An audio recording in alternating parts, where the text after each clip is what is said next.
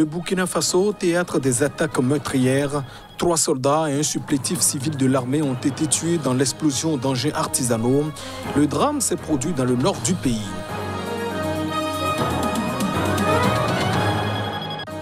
Au Tchad, le chef de la junte au pouvoir, Mahamat Idriss Déby, a affirmé que les rebelles qui ont lancé une offensive en avril n'ont pas encore désarmé, propos tenus à l'occasion de la fête de l'Aïd el-Kébir. Les mises en garde des Chebab à l'endroit des hommes politiques somaliens participant aux élections.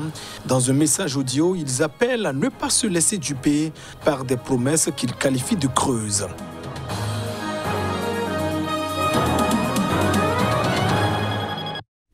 Voilà, plus sommaire de ce journal. Bienvenue dans cette édition.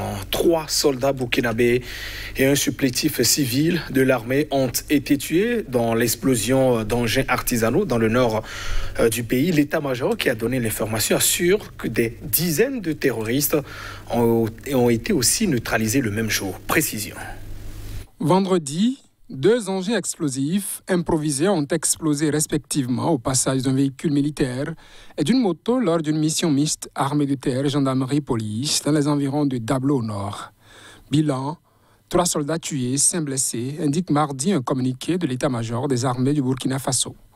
Vendredi, des sources sécuritaires avaient rapporté à l'AFP cette attaque, faisant alors état d'un bilan provisoire d'un soldat tué et 4 blessés. L'équipe revenait d'une mission à Foubé, localité de la commune de Barsalogo, abritant un grand nombre de déplacés internes, lorsqu'un des véhicules du convoi a roulé sur l'IED, un engin explosif improvisé, avait expliqué cette source. Le même jour, suite à une reconnaissance offensive menée dans les forêts de Toulfé et Tougrebouli au nord, les unités du 12e régiment d'infanterie commando ont détruit une base terroriste et neutralisé des dizaines de terroristes selon l'armée. Un supplétif civil de l'armée a été tué dans l'opération et 8 soldats ont été blessés, précise aussi l'armée, qui fait état du recouvrement d'armements, de munitions et de matériel de campement. Le Burkina Faso, comme ses voisins le Mali et le Niger, fait face depuis 2015 à des attaques djihadistes régulières et meurtrières, en particulier dans les régions du nord et de l'est. Les attaques avec des engins explosifs improvisés, qui se multiplient depuis 2018, ont coûté la vie à plus de 200 personnes civiles et militaires, selon un décompte de l'AFP. Ces attaques, souvent couplées à des embuscades et attribuées aux groupes djihadistes affiliés au groupe État islamique et Al-Qaïda, ont fait plus de 1500 morts et contraint plus de 1,3 million de personnes à fuir leur foyer. Le procès de l'ancien président sud-africain Jacob Zuma dans une affaire de pot de vin vieille de plus de 20 ans reprendra le 10 août prochain. C'est ce qu'a annoncé le tribunal lors d'une courte audience en ligne. Les avocats de Zuma avaient écrit dimanche dernier au tribunal pour préciser qu'ils prévoyaient de contester la virtualité de l'audience, arguant que cela violait les droits constitutionnels de leur client. The trial is adjourned to 10 to 13 August 2021. Le juge Pete Kuhn a déclaré que le procès était reporté au 10 août. L'audience avait repris lundi, mais les avocats de Jacob Zuma avaient plaidé que sa virtualité privait leurs clients de ses droits constitutionnels, notamment de la possibilité de consulter son équipe de défense. Le procès pour corruption de l'ex-président sud-africain se tenait en ligne afin d'éviter une nouvelle vague de troubles meurtriers qui ont balayé le pays après son incarcération dans une affaire où il a été condamné pour outrage à la justice.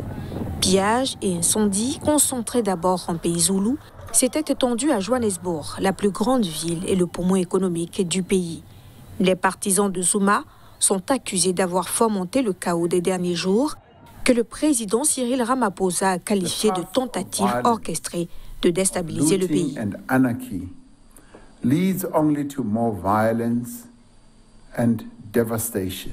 L'ancien chef de l'État doit répondre de 16 chefs d'accusation de fraude, corruption et racket liés à l'achat, en 1999, de matériel militaire auprès de 5 sociétés d'armement européennes, alors qu'il était vice-président. Il est accusé d'avoir empoché plus de 4 millions de rand, soit 235 000 € au taux actuel, notamment du groupe français Thales, qui était une des entreprises attributaires d'un contrat d'une valeur d'environ 2,8 milliards d'euros. Au Tchad, le chef de la junte qui a pris le pouvoir après la mort de Idriss Déby Itno a déclaré ce mardi que les rebelles qui ont lancé une offensive en avril n'ont donc pas encore désarmé, des propos tenus à l'occasion de la fête de la Tabaski. Je voudrais noter que les ennemis du Tchad n'ont pas encore désarmé. Ils s'activent au quotidien pour déstabiliser nos institutions et retarder notre marche vers le progrès et l'émergence, a déclaré mardi Mahamad Idriss Déby devant des leaders religieux à l'occasion de la fête de l'Aïd.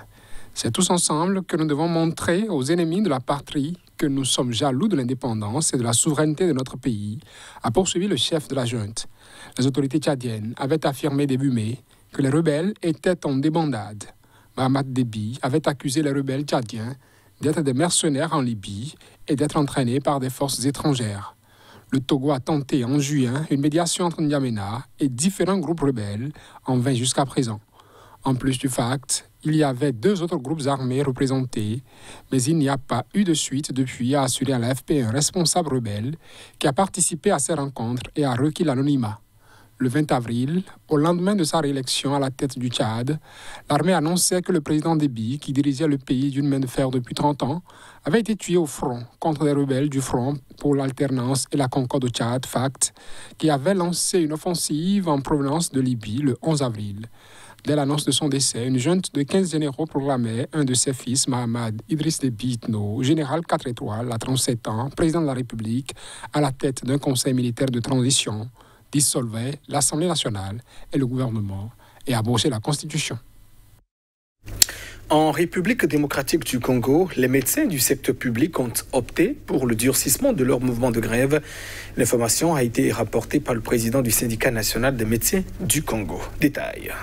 Des médecins congolais ont décidé ce lundi de durcir leur mouvement de grève en réduisant sensiblement pendant 7 jours le nombre d'hôpitaux devant recevoir uniquement des cas d'urgence sur toute l'étendue de la République démocratique du Congo.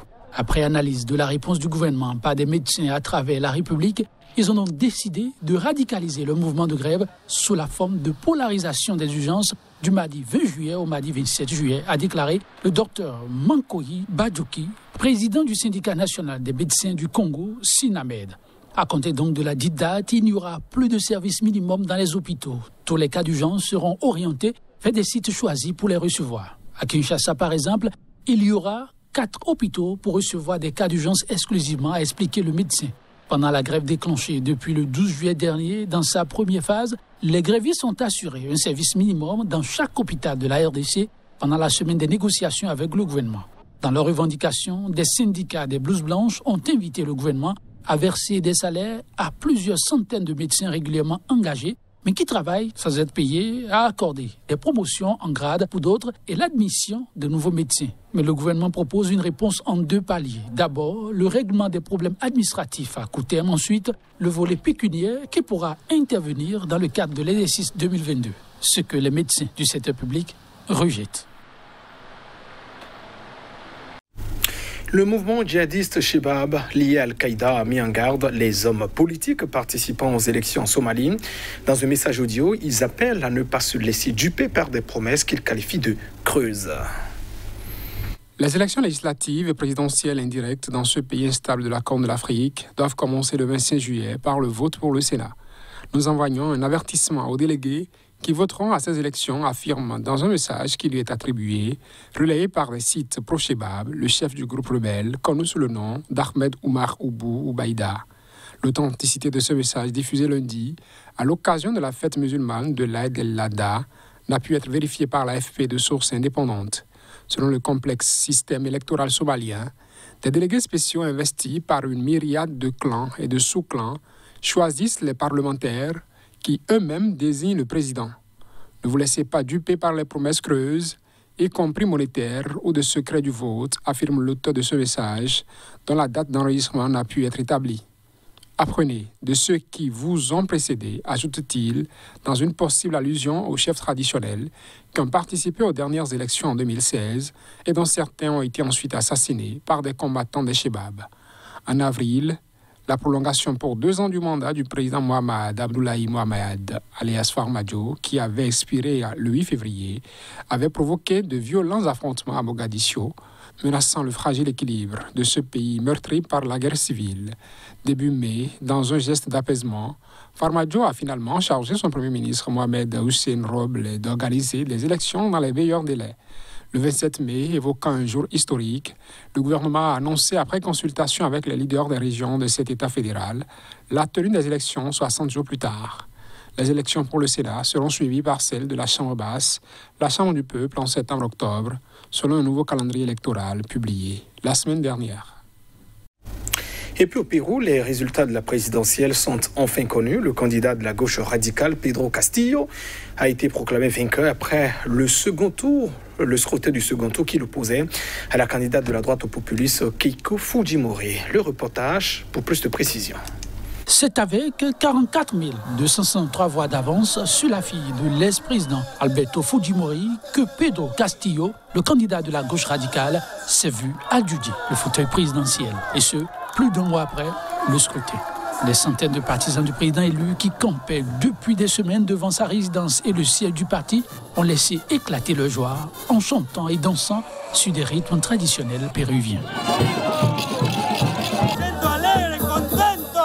Cela faisait 200 ans que nous attendions qu'un instituteur, un andin, un cholo arrive au pouvoir et gouverne pour tout le monde. Enfin, c'est chose faite, Dieu soit loué, a déclaré tout ému Caledonio Ayala, un sympathisant de la gauche radicale. Sorti de l'anonymat en 2017 à la faveur d'un mouvement de grève des enseignants dont il avait pris la tête, le chef du parti minoritaire de gauche, Pérou Libre, a proposé pendant la campagne une série de nationalisations et l'arrêt de certaines importations pour renforcer l'industrie locale. Sa rivale et ses partisans, sur l'offensive, avaient agité le chiffon rouge, l'accusant de vouloir transformer le Pérou en une sorte de Corée du Nord ou de Venezuela et de le conduire à la ruine et à la dictature. Un discours qui manifestement n'aura pas suffi pour l'éloigner du fauteuil présidentiel.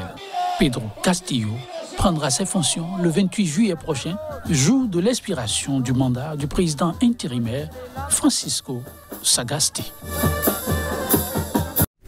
Et ainsi s'achève cette édition. Merci de votre attention. Au revoir.